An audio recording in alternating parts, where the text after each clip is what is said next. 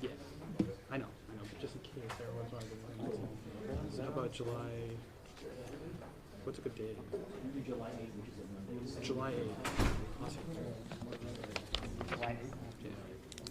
So readiness on the status?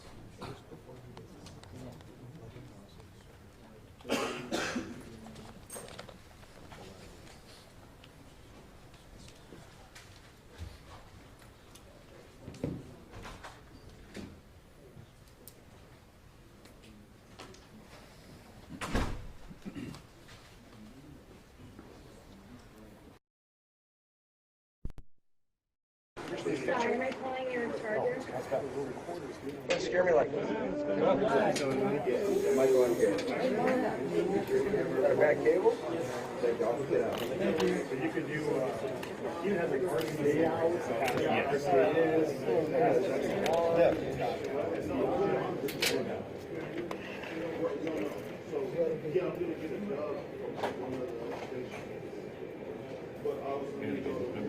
Don't worry about it.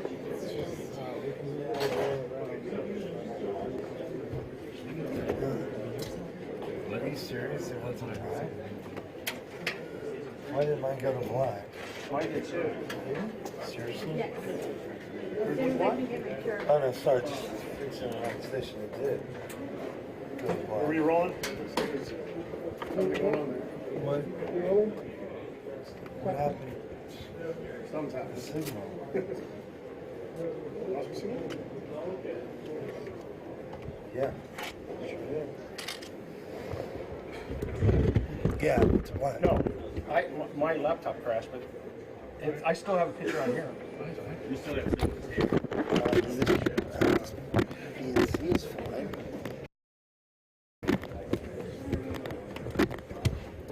What is going on?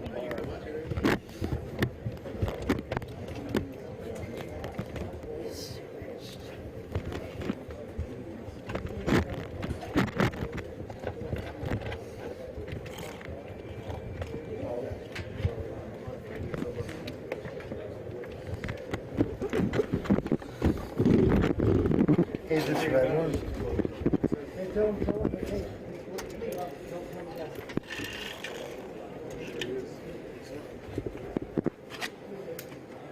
Hey, Mario, I'm trying to figure out what's going on. I don't know what's going on. I'm trying something here. So, let me work on this. I'll get it up, okay? I'll try that, right? It's crazy for everyone. Because you know what? I haven't actually PNC.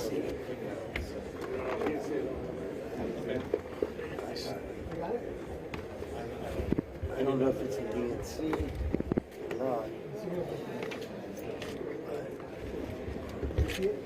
Yes, it is.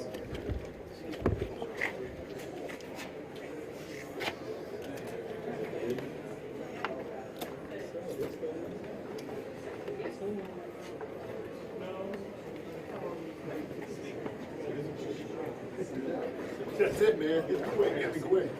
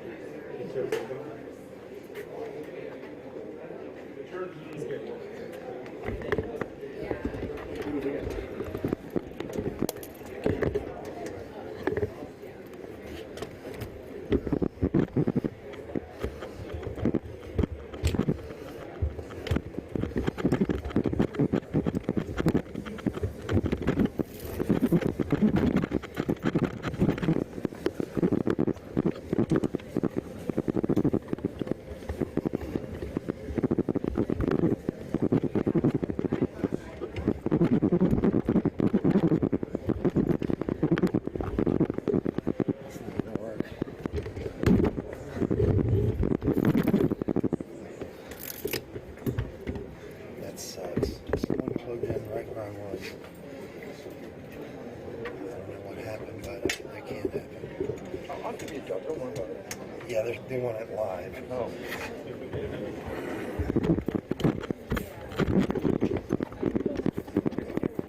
So what happened with yours? I just stopped and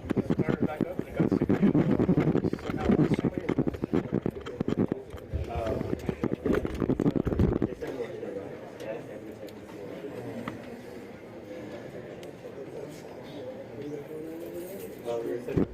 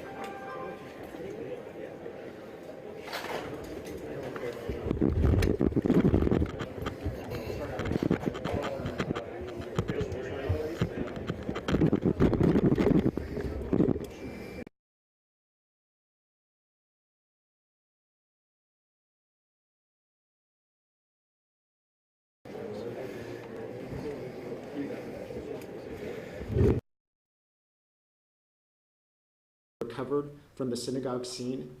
The defendant walked out of the synagogue and back towards his car. A member of the congregation ran after the defendant, along with another member who was an off-duty Border Patrol agent.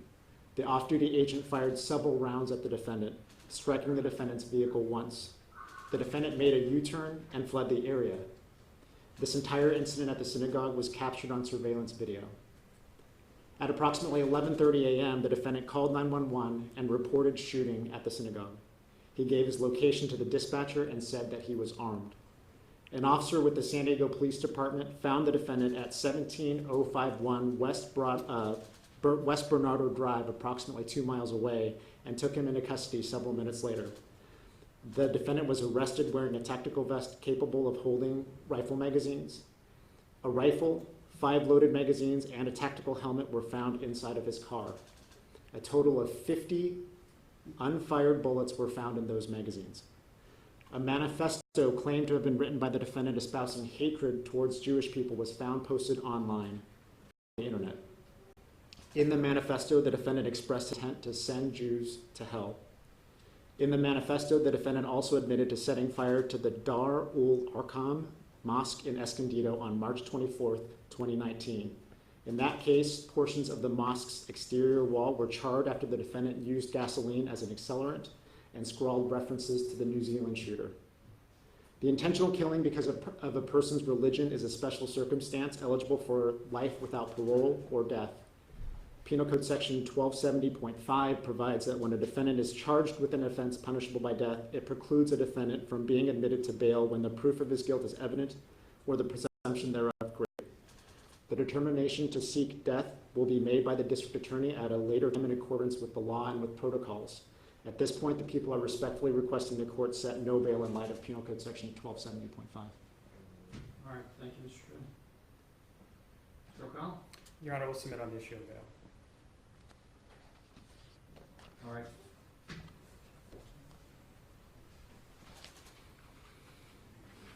Based on the charges and allegations contained in the complaint, as well as the background information provided to me by the prosecutor, I'm going to make the finding that Mr. Ernst is an obvious and extraordinary risk to public safety and to the community, and therefore he's going to be remanded and held without bail.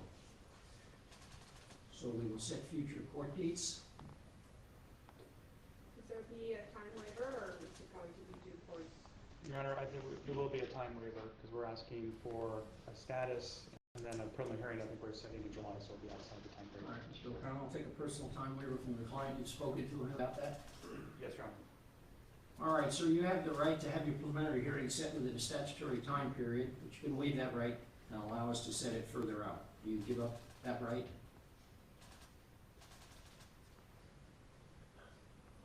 Yes? Yes. All right. We'll accept the time waiver, set time waiver dates. Status conference is set for May 30, 2019 at 1:30 in Department 102. Preliminary examination is set for July 8, 2019 at 8:30 a.m. in Department 102. It's a one-day time estimate. I did submit to counsel the body worn camera protective order. I don't know if the court signed it. I have. Okay. I have. And anything further on behalf of the people, Mr. Trent? No, Your Honor. Mr. O'Connell? Nothing further, Your Honor. All right, thank you, gentlemen. Thank you, Mr. Ernst. We'll be in recess.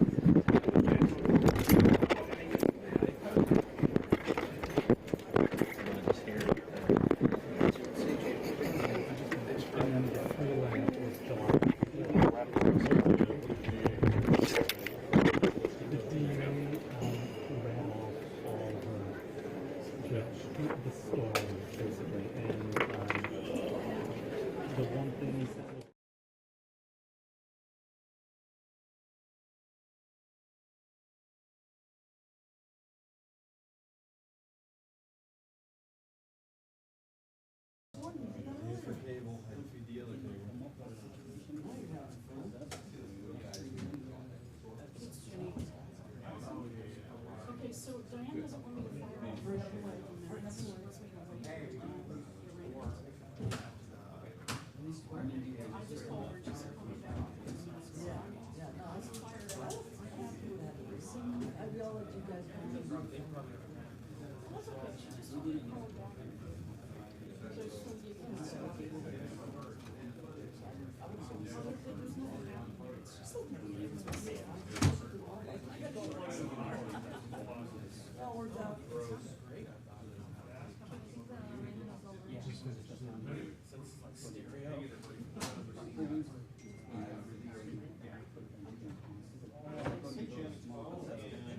No, I'm already up. I have one channel audio.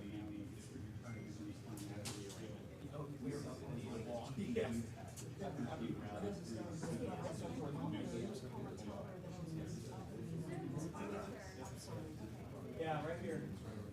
Okay, so I do have hot audio, but I'm going to turn it off per her instructions.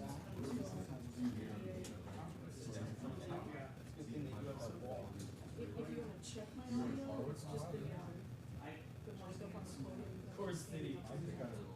It's Cord City.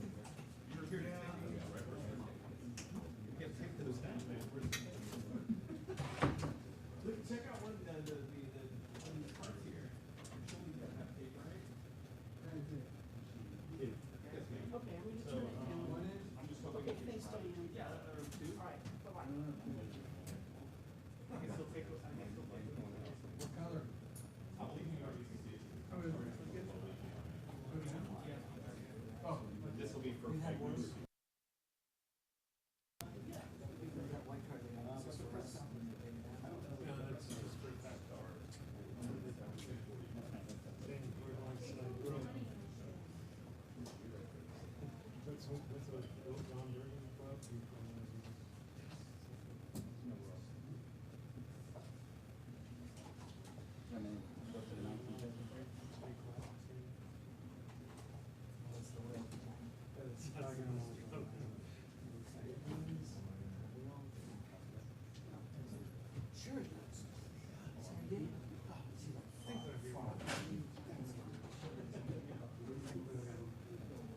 You're all done. You're all done with your ring. I can use that. Well, I should have had you first. Here, I mean, there's probably some one or two more.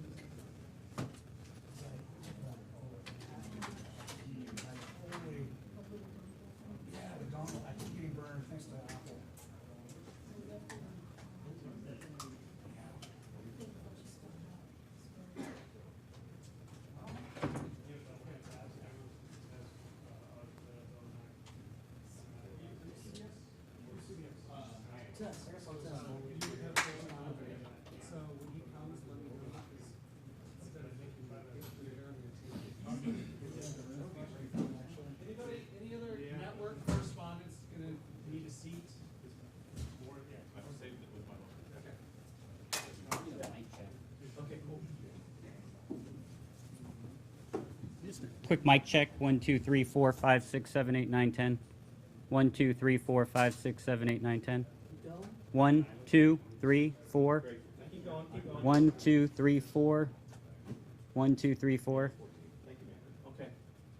Oh, he's okay. Another 1, 2, 3, 4. 1, 2, 3, 4. Here it is. Okay, thank you. Did you want this audio? Test. Yeah.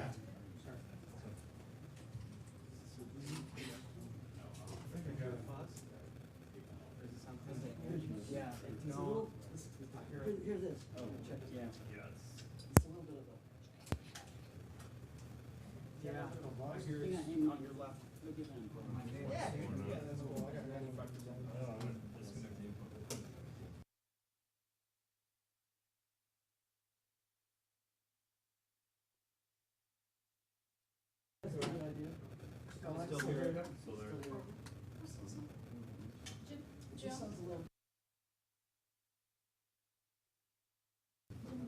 We do one more audio check for. Yeah, we're Just trying to get a little static out there. yeah. You might put the gun, it's got a little gun lip on the wall itself. Good?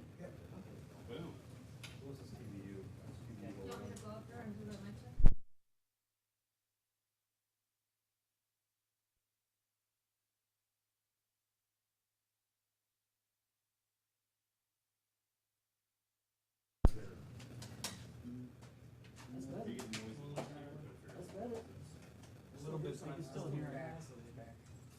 It's a little, like a little, just a little bit.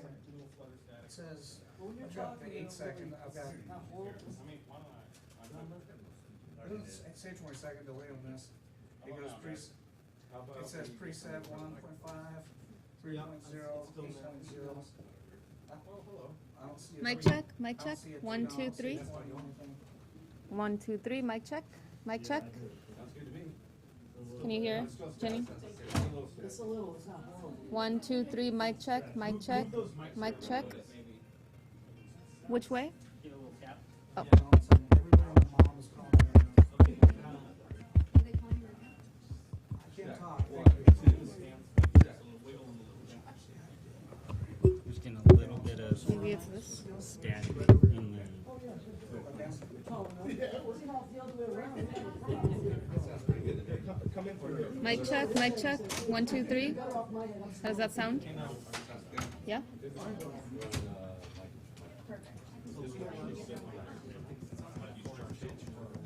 You want, Steve, you want Leonard to come around? Yeah, they should be going to Summer's office. Yeah, I did. Stop. I'm trying to stand. Look at that. They got a Speaker to mic? It's very overhead. Yeah. Another mic check. I keep trying to Mic stop check. and it keeps- 1, 2, 3. Mic check. Mic check. 1, 2, 3. 1, 2, 3. 1, 2, 3. Mic check. Mic check. Feed, pitch 20s. 1, 2, 3. Mic check. Just testing the mic. Does it sound okay? I'm talking louder. Is this loud enough? She's not going to be speaking that loud, though. She doesn't speak very loud. Yeah. Anybody else need a mic check? Thank you so much. Are there more crews coming? Yeah, there's more. Yeah. Yes, there is. There's only 2 spots. 2 spots left for audio. They're using one.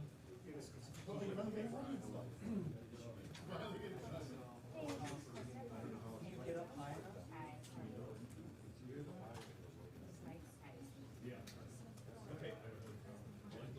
Steve, he's walking up. Yes. I have more, but. We have spots. One spot left. Well, No, I hadn't plugged in here, I'm gonna do a quick mic check because I hadn't gotten mic'd up yet. So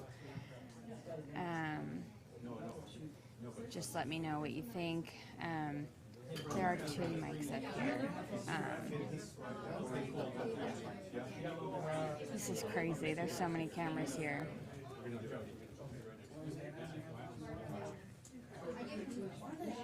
Okay. Yep. Yeah. Okay. Does it sound okay, Mike? Okay. All right. That seat's actually reserved, sorry. Can I sit over here? Sure, yeah. Okay. Cool. Okay. So I'm gonna just try that. All right. You see the shot? Yeah, give you a little more leg here. Okay. Good.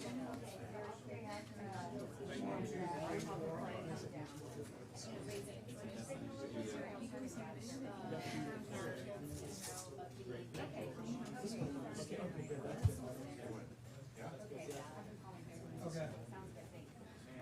Are there any reporters who want to be in front of the camera bank on the side here so you can ask questions? We're gonna stop having people come through here. Meet me outside.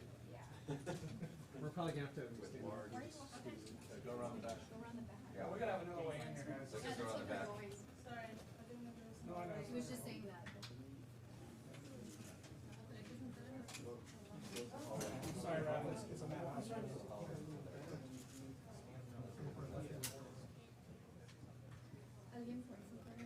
Okay. Okay. Okay, got it. Okay.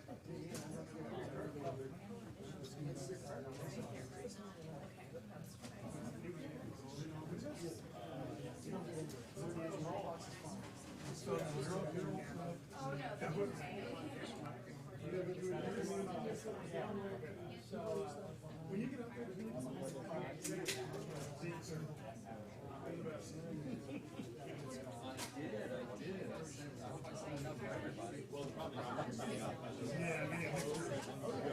so we're probably gonna have to stand because we're gonna have to crowd people.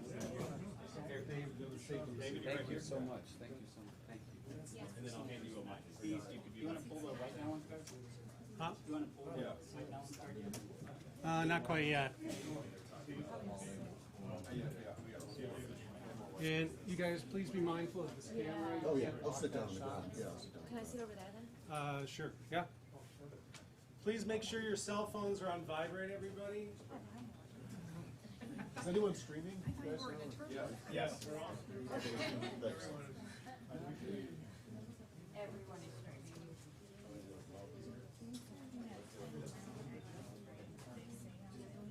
Full up on the water. The question would be if anybody. Sir, I think I have a report out there. You did another report, my guy.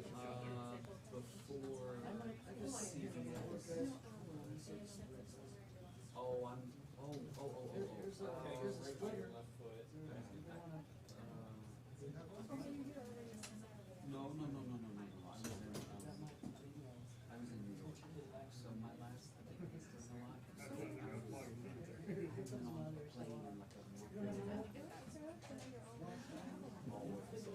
Hey, could you please take one of those for me too, real quick? Yeah. From that spot, that was a good angle. Thank you.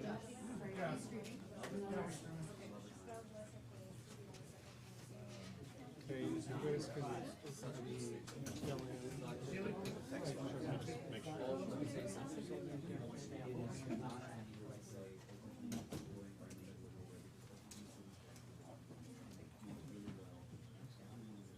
Thanks. You did such a good job. Can you do that?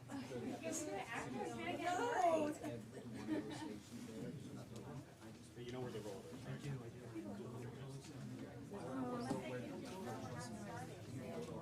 We got 5 minutes.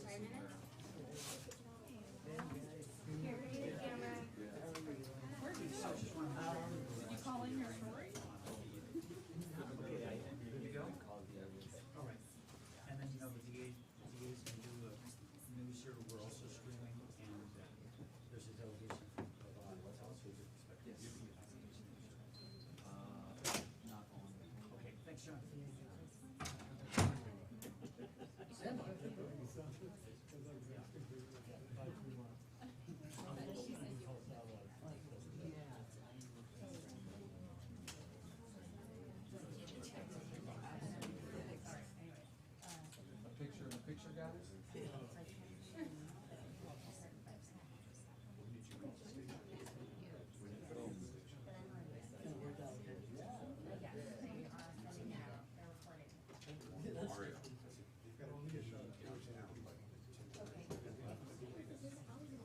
Bo?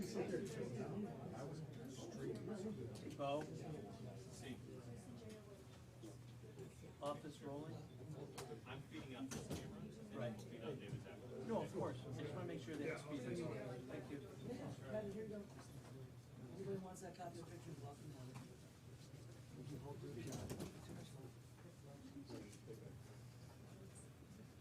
Going to start in about 5 minutes, everybody. If you have to talk on the phone, please go out in the hallways just so you don't interrupt everybody. And again, please make sure that cell phones are on vibrate. No.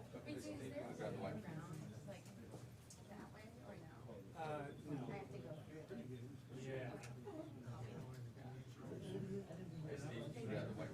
Yeah.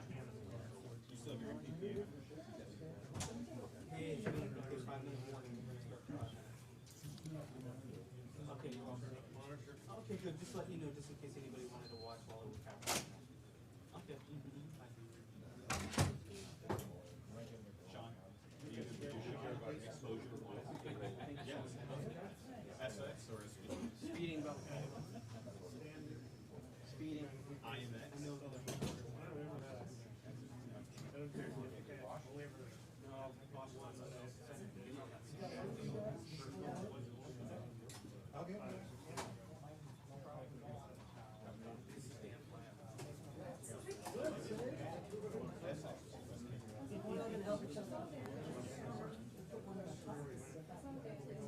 yeah, it was Mike. It was Mike that called him, and he might not come down until I got down there early and when I parked it, oh man, it was getting up there. Good thing we got there.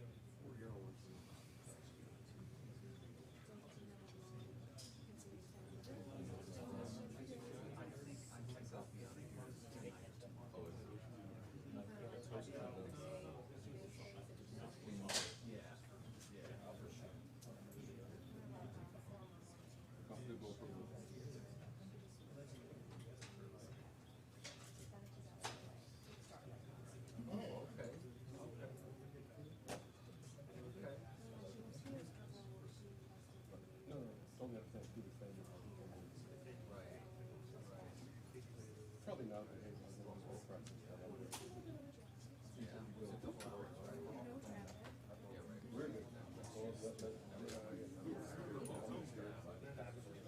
Working on it. No question about it.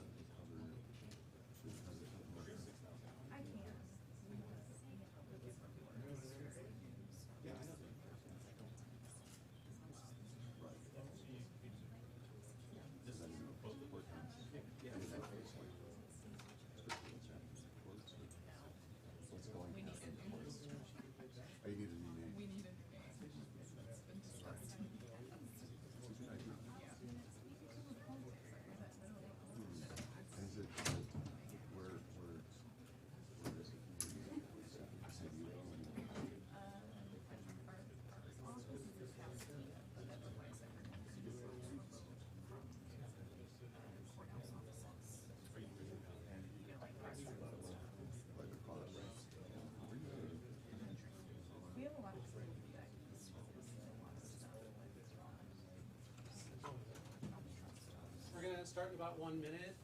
For the out-of-towners, it's District Attorney Summer Stephan, S-T-E-P-H-A-N.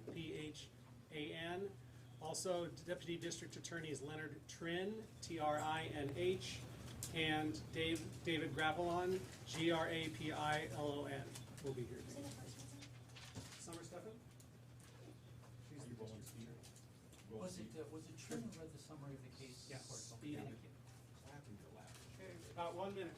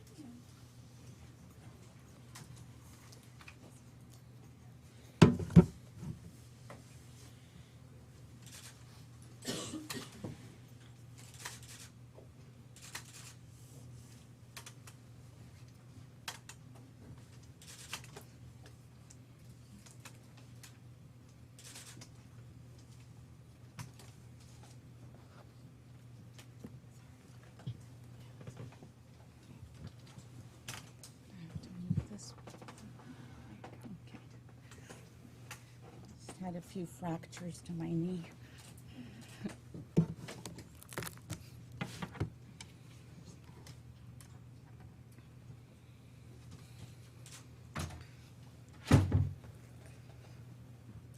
Good afternoon. While Saturday's shooting devastated the heart of San Diego County, it has galvanized our spirit to stand against hate and to hold those who hate accountable. The District Attorney's Office stands in support of victims of the shooting and their families, and in support of the Jewish community who suffered especially along with everybody else in this case. We support religious freedom, and we must defend it with everything that we have. And we're dedicated to delivering justice in this case. As prosecutors, we deal with violence on a daily basis.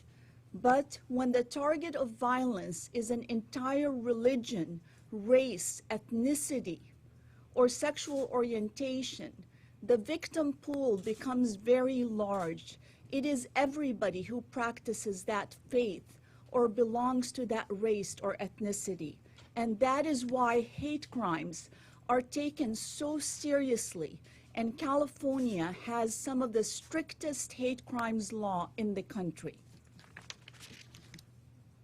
On April 27 at approximately 11:15 a.m., Defendant drove to the Shabbat Poway synagogue in San Diego County.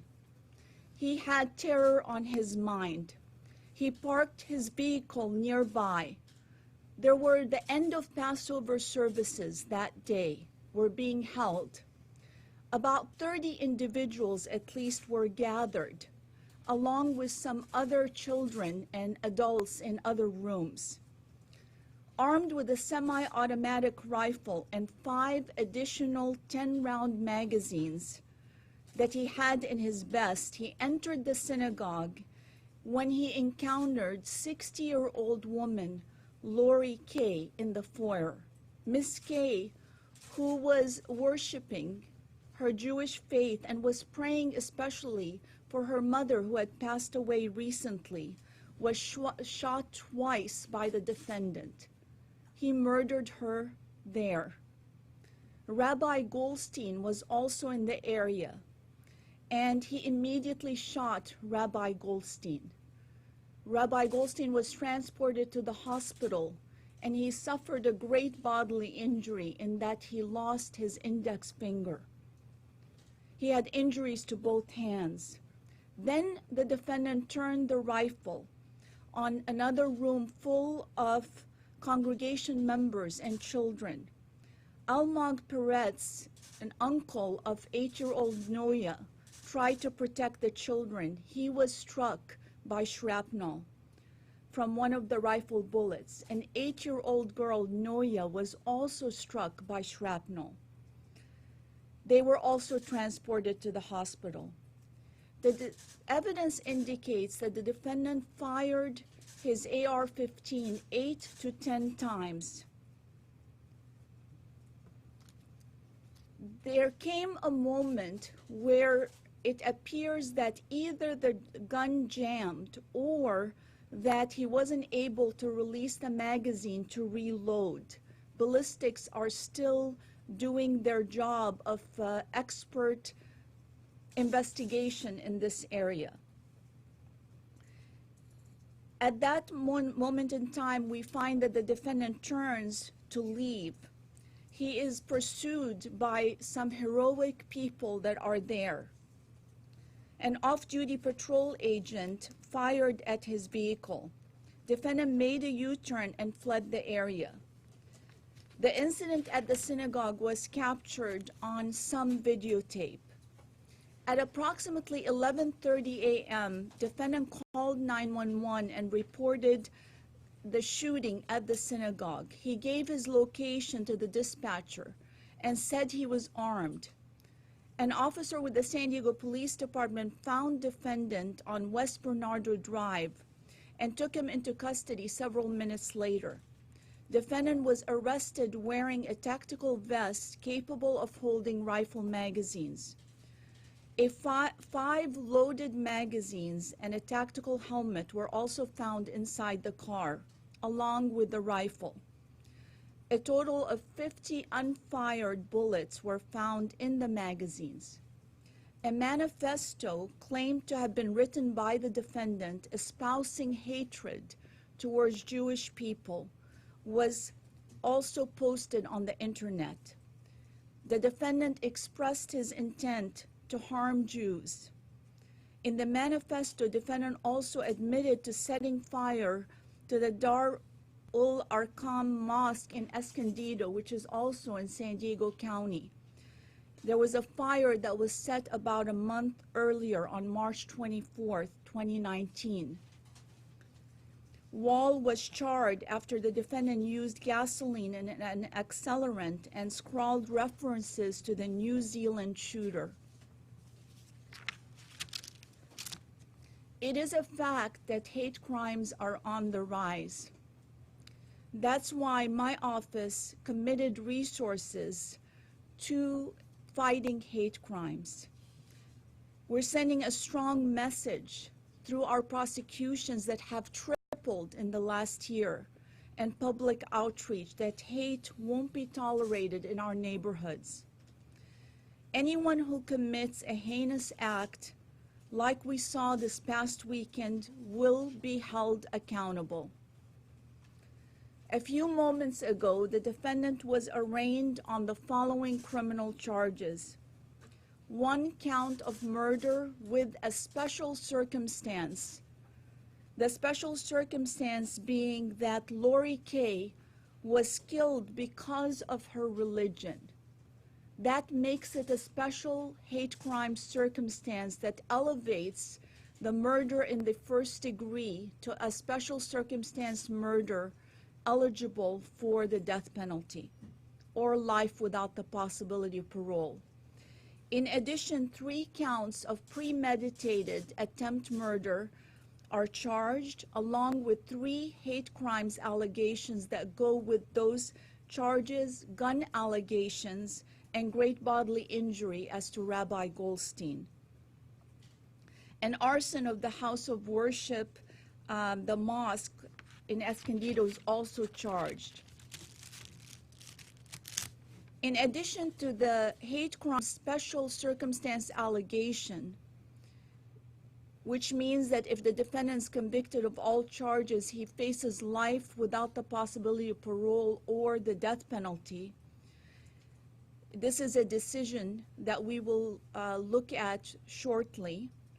There is an additional 95 years to life in prison for the 3 attempt murder charges, plus 7 years for the burning of the mosque. So the defendant faces life without the possibility of parole or death, and he also faces 103 years to life on the other charges. Hate crimes are one of the few crimes where intent has to be proven why somebody committed a crime. This is why extensive investigation takes place as to what happened before, during, and after. That gives us a window into the intent, the motivation behind the killing. In this case, the evidence led us to charging the hate crimes based on religion, based on the fundamental freedom to worship, and hate against a people that worship.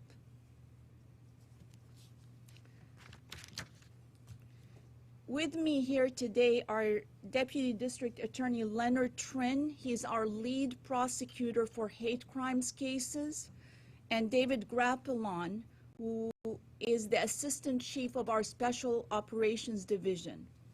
They are the assigned prosecutors that have been working around the clock on this case. I want to thank them for their work on this case, and I know that they will deliver justice. I'd like to thank law enforcement, especially Sheriff Gore and his team. This was his jurisdiction, for their dedication and work on this case, along with Chief Nizlite from San Diego Police Department, whose team arrested the defendant. The FBI and all the partner agencies. I also want to recognize our victim advocates who have been working throughout the weekend and night in assisting the victims in this case, both the primary victims and the secondary victims, which is the entire community of the synagogue at Shabbat. I won't be able to discuss a lot of the details of the case because I can only discuss things that have already been brought up in court. We want to make sure that we secure justice in this case, and that we provide you only with the information that we ethically can provide you. So a lot of questions I might not be able to answer. In addition,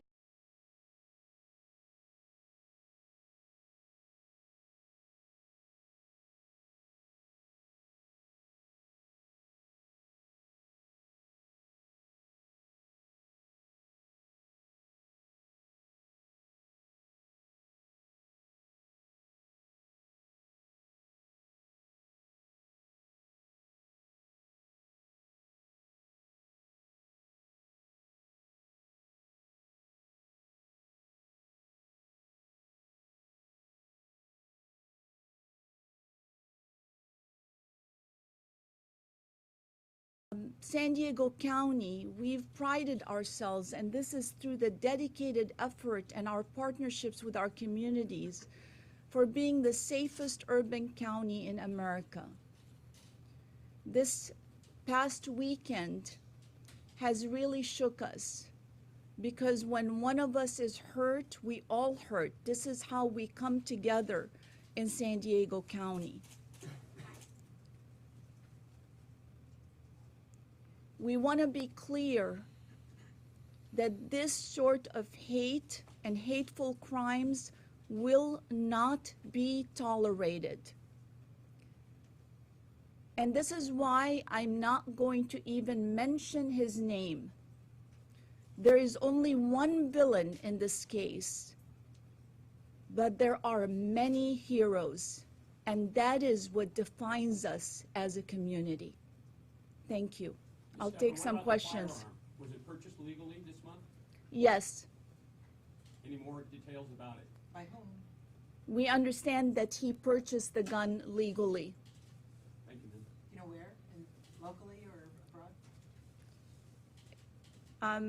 I can't discuss that. Is the gun altered under California code? Is it legally altered under California code? Ballistics are still being done, but we don't have any obvious evidence right now that it was altered. Did you buy the gun in California? I believe so. Okay. I don't know. I'm not gonna I might know, but I can't comment on it. But if he's Sir? 19, he can't buy it in California, can he? You can. Hold on one second. As a rifle? Yeah. You can, 18, and then 21 is for. I thought it went up to 21. There's a Okay, law. let me there's a answer law this. change. I'm gonna be able to Has answer it more changed, though? questions. Yeah. 1 second. Let me just take ask this you question. two Yes. questions, if I may. Did the defendant confess? I can't discuss that ethically. Okay. Can you say when he made the phone call and when he was taken into custody, did he make any expressions indicating remorse or he realized what he'd done? When he made the phone call, he made statements that are consistent with the charges that we filed. Acknowledging what he did, but expressing any remorse or recognition of the harm? I don't know of any evidence of expressions of remorse. Are you leaning toward the death penalty? You know, it's, we met with some of the families this morning and we are gonna go through, we have a protocol and a process and we're gonna take every step in that process. So I'm not ready to express anything more than what I expressed, and that's that we consider this to be an atrocious crime for which there must be accountability.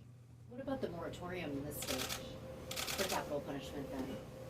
There is a moratorium in the state of California. However, the law is still that California has the death penalty, so there is not a bar for seeking the death penalty. It just means that while the governor is the governor, there will not be executions. That's what the moratorium means. With the graffiti left at the Escondido Mosque, did that reference the New Zealand shooter in like a 4chan or 8chan account? I can only say that it referenced the New Zealand shooter. Did it reference like accounts of online activity on white supremacist sites? I can't discuss that because it hasn't been brought up in court yet. Were the federal charges to be brought? You know, when we look at crimes that are committed in a house of worship, it's very common to have a state prosecution along with a federal prosecution.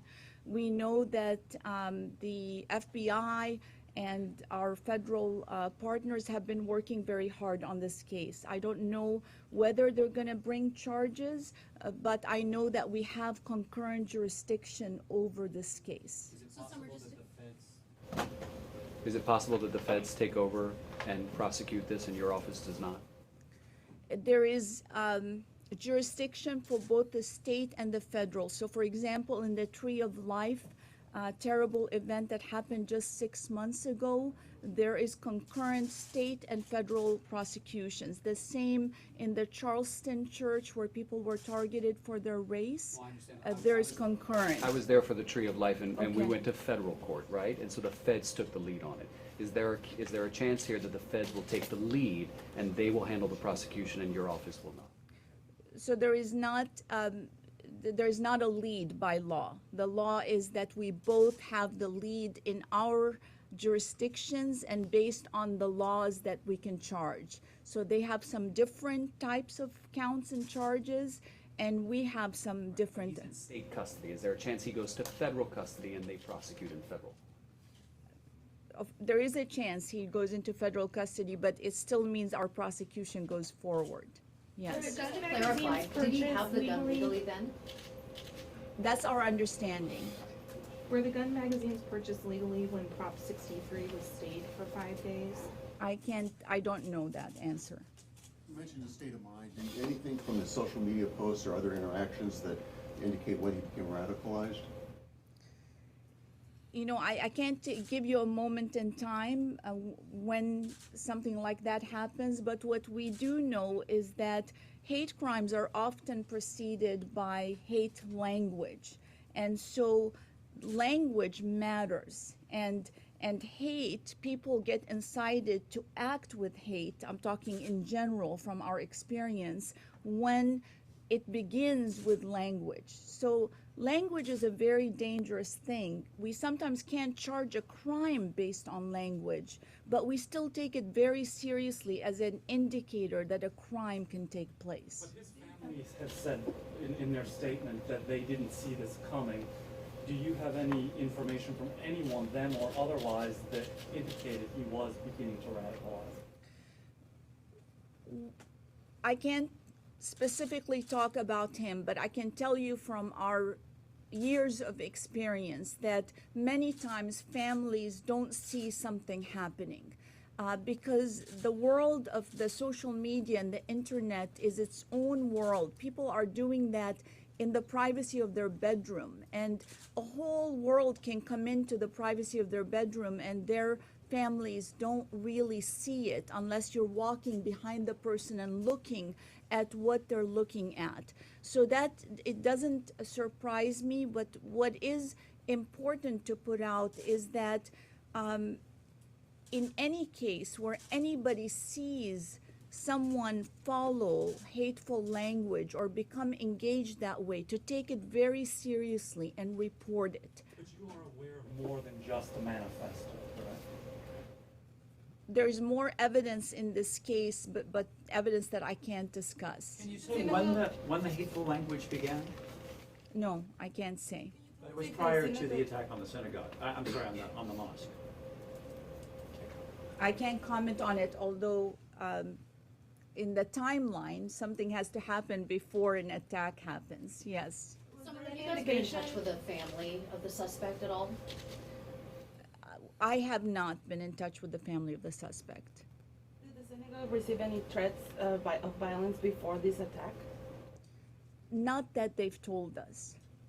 We know that we worked closely with all of the different synagogues after the Tree of Life event. They were all concerned, and rightfully so, and we were in contact with many of them and working on how to get active shooter training and other things to assist them.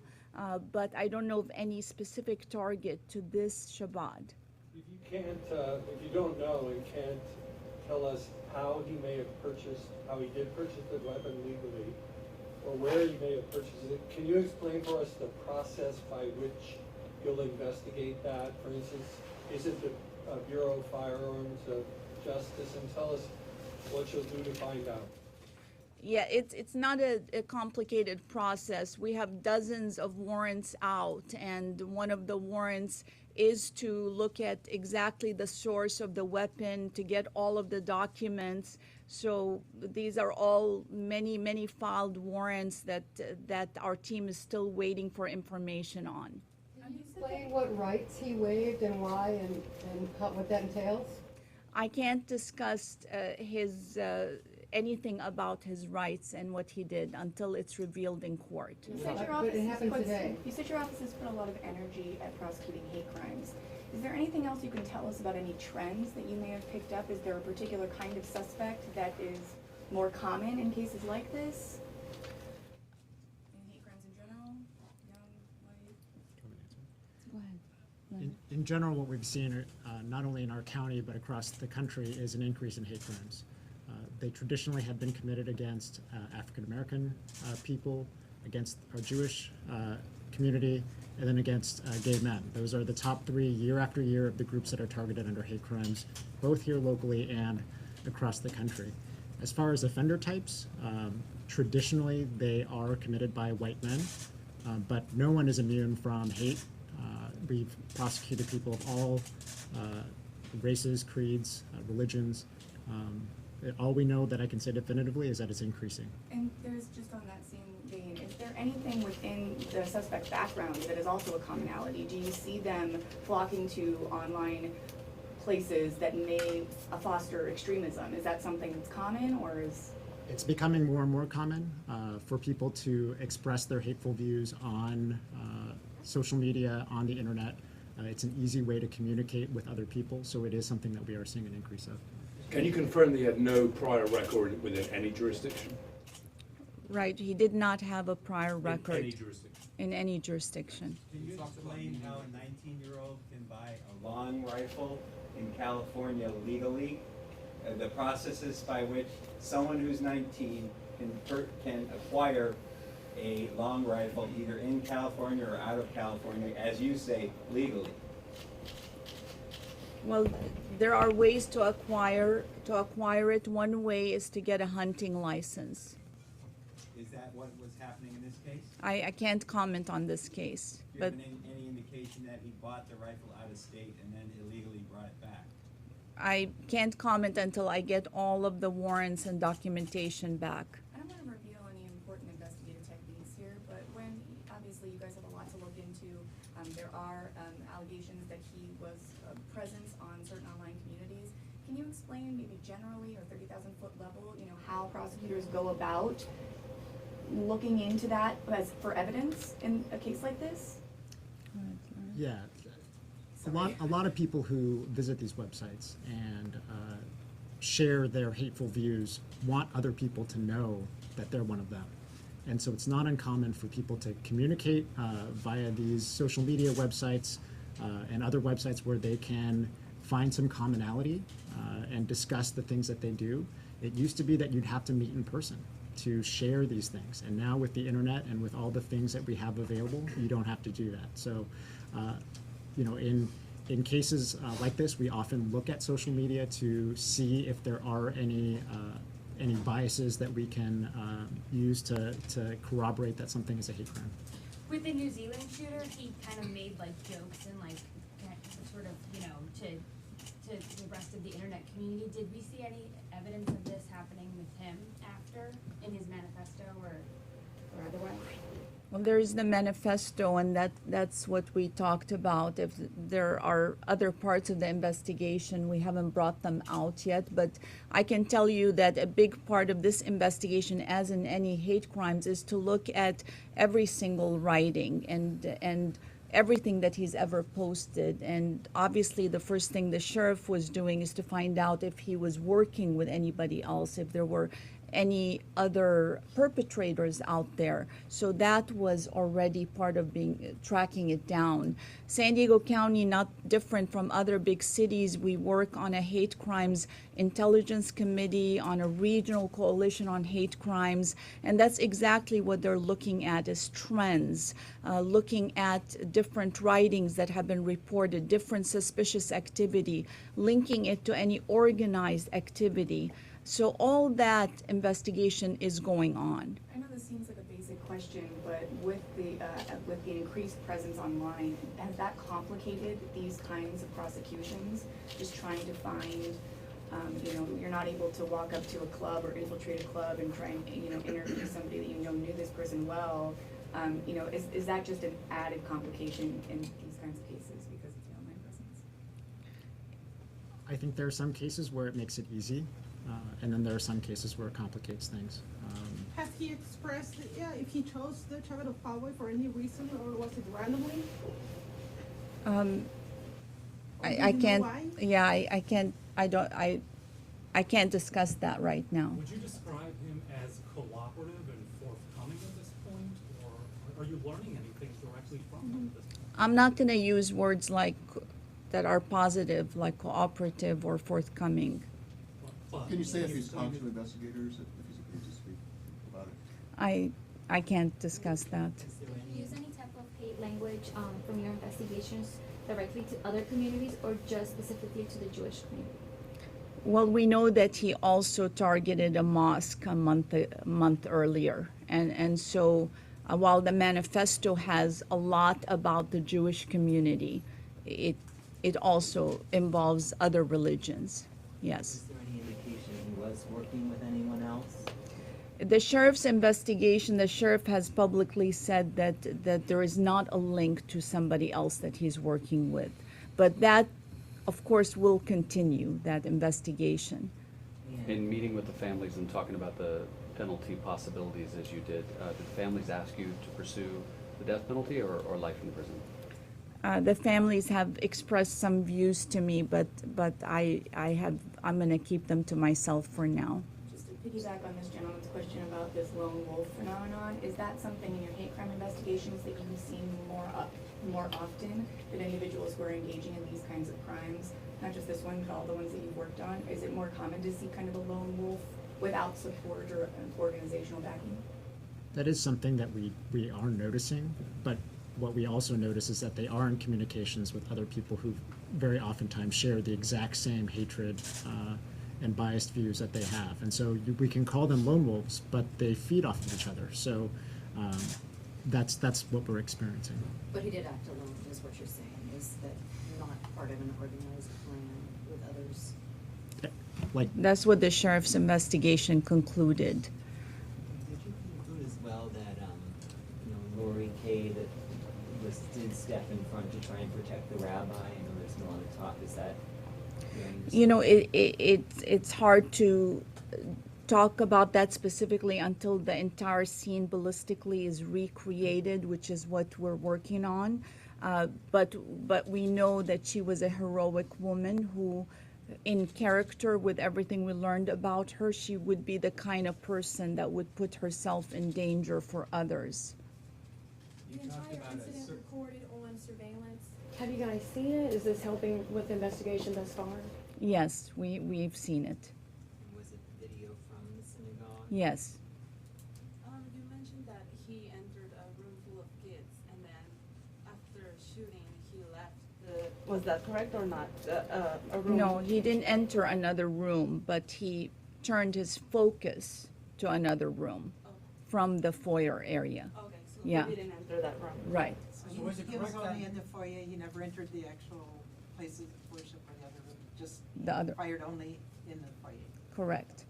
And you believe that ammunition that was found in the vehicle, the 5 or 10 rounds, magazines, that was with him when he entered Quad? The evidence indicates it was with him when he entered, yes. Is there video evidence showing the gun jamming? There's video evidence showing that he is, you can't tell from the video if the gun jammed until you look at the gun ballistically, but that there was something going on that was interrupting his action. Whether it was that he wanted to, because we know 8 to 10 bullets were fired, whether he was trying to replace it with another ammo or it just jammed. We can't tell that until the full investigation, but something happened to interrupt his use of that gun. You mentioned there was a warrant. Is that a search warrant that's going to reveal more about the gun? And is that search warrant being served on a gun store? There's several warrants that are out, and I'm not, that's all I'm going to say, related to the gun. So to include, From the video that you saw, where he was apparently manipulating the weapon and couldn't reload, indications it may have had a bullet button on there where he couldn't drop the mag as fast as he would like. He was attempting to get it out but couldn't. that would be one reasonable explanation. It's hard to know from the video until the gun is fully examined, or the rifle is fully examined. Are you able to say any more about where the off-duty Border Patrol agent who fired the weapon, where he got the weapon? It sounds like it wasn't his. Was it something that was kept at the synagogue as a form of protection, or where did he get that? I can't say right now, but that is evidence that will come out later. We're waiting for a warrant to come back on the gun. But my question is, what leads you to make the proclamation that it was obtained legally? Why can you make that statement? If I can jump in on that, I just want to make sure we have the foundation correct. As of earlier this year, you've got to be 21 in California to purchase a rifle of this nature. And so we don't know the timeline information. Was it purchased in this state this year? And if so, you seem to hint at an exception regarding obtaining a hunting license. Is that applied to this case? Can we take that as a hint that perhaps that happened in this case? You asked me what the legal exceptions are, and that's one of the exceptions. So because of this case? Back to my question, what leads you to say that what information did you get that led you to make that proclamation? Right. The investigation so far indicates that he obtained the gun legally. We will, of course, study every single angle of it and look at, we're focused on the murder charge, so we will look at whether the ammo was obtained legally, whether the gun was fully obtained legally, whether whoever sold them the gun complied with everything they're supposed to comply with. All of those things are the subject of the additional investigation and the warrants. And what investigation, what agency told you this information that it was obtained legally? Okay, so I think I've tried to answer all of the questions so far, so I'm gonna wrap it up. Just for clarification, he did buy the gun, no one else bought it for him. For clarification, he bought the gun, not. That's our understanding, yes. And you know the make and model? He was a nursing student, so that doesn't seem to jive with killing people.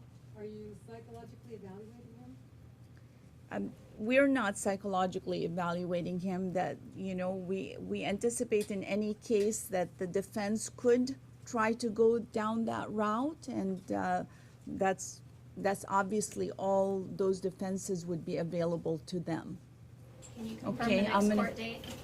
Yes, the next court date is May 30th for a readiness and July 8th for a preliminary hearing. Did he say why he turned himself in? That's part of any potential statements that I can't discuss. Okay, thank you, everybody. Thank you.